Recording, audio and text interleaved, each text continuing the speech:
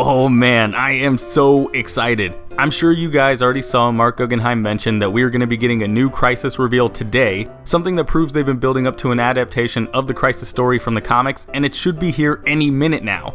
I wonder what it could be. A giant cast photo of everybody in their super suits? Tom Welling in a Superman suit? Confirmation that other Smallville heroes are returning? Some Green Lantern teases maybe? I mean, there's so many options here. I can't wait to see what we get.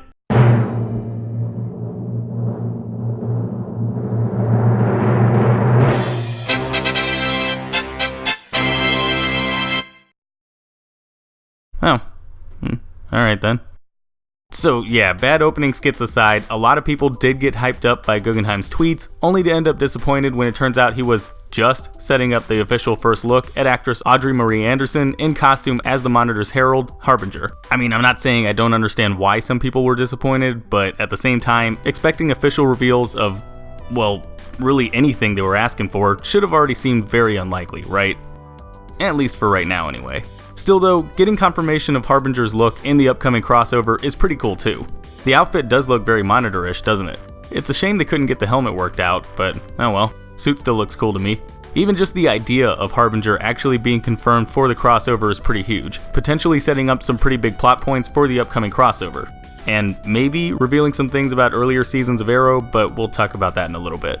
Before I get into all that though, I want to drop a quick spoiler warning for both the original Crisis series and its Arrowverse adaptation, just in case anything I mention here ends up in the crossover. Shut up and get to the point! Anyways, the reason Lyla becoming Harbinger is a big deal is because she played a pretty big role in the original story.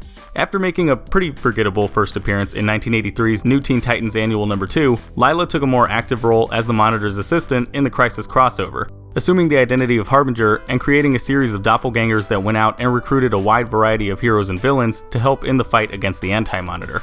While out and about recruiting some heroes though, one of the duplicates was merged with one of the Anti-Monitor's shadow demons, putting Harbinger under the Anti-Monitor's control and leading to her being influenced into killing the Monitor. There's a lot more I could say about both the character and her role in the Crisis obviously, but that's about the gist of the really important stuff I think. I don't know, maybe I'll do a more in-depth breakdown of the original Crisis series sometime before the crossover starts if anybody wants it.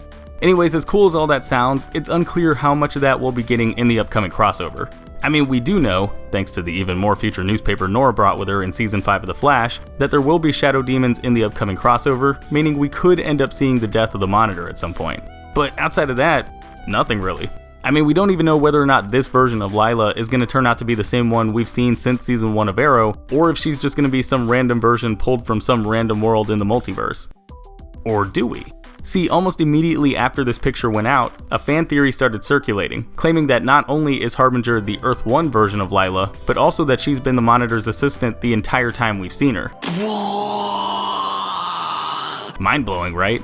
What that would mean for her and her relationship with Diggle or their child is up for debate, but it does put an interesting spin on her role in Argus, doesn't it? Studying metahumans and all that, almost like she was trying to do what the Monitor later wound up doing himself in 2018's Elseworlds crossover. What makes the whole thing even more interesting is that we even have multiple high-level people saying things that kinda make it seem like this theory might hold some weight.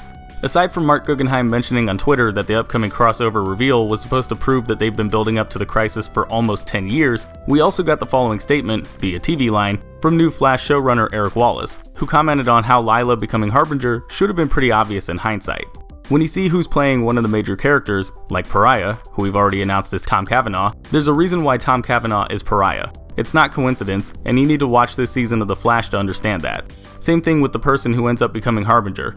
It will make so much sense to you, you will go, how did I not see that coming? At the same time though, we really don't have that much evidence to prove this theory yet, and even out of the evidence we do have, some of it doesn't exactly hold up under closer inspection, at least in my opinion. Remember that thing Guggenheim mentioned about the Harbinger reveal proving that they've been building up to the Crisis for almost 10 years? Well, when the photo was actually revealed, he also released the following statement. Lyla Michaels as Harbinger is a key component of the original Crisis on Infinite Earths that we were determined to honor in our crossover. What makes this particularly satisfying for us is that we introduced Lyla Michaels and her Harbinger codename all the way back in Arrow Season 1. So yeah, in case you forgot, back in Arrow's 20th episode, titled Home Invasion, there was a moment during Lyla's attempt at setting up Deadshot when she mentions her codename as being Harbinger. Trap 1, this is Harbinger. Now, I don't know about you guys, but that kinda makes it sound like all Guggenheim meant with his statement was that Arrow made a simple reference to Lyla's role in the future Crisis. Not necessarily that she'd actually been Harbinger the entire time we've seen her. Plus, now that I think about it, it really wouldn't make that much sense for her to have been powered like her comic book counterpart this entire time anyway. Just seems like a really out of left field retcon with almost zero setup, honestly. I'm not saying this theory is officially debunked, but I am saying that I personally need way more evidence to believe that Lyla's had superpowers this entire time. Either way though, Harbinger does set up some really interesting things for this year's crossover, and I can't wait to see how any version of Lyla gets her powers and what all her role in this version of the story is going to be. But anyways guys, that's my take on who exactly Harbinger is and whether or not we've already seen her before the start of the upcoming Crisis. If you guys agreed with anything I said in this video, or if you have your own thoughts you want to throw out there, then go ahead and let me know in the comments down below. Otherwise, I will see you all next time. Hey, thanks for watching. If you like this video, then go ahead and click that like button, and if you're new, maybe consider clicking that subscribe button too. I've also got links to my Facebook, Twitter, Twitch, Instagram, and Patreon in the description. You should probably check those out too. And if you want to see more of my content, then you can click the link to my last video. It's right there in the middle of your screen. Alright, and I will see you all next time.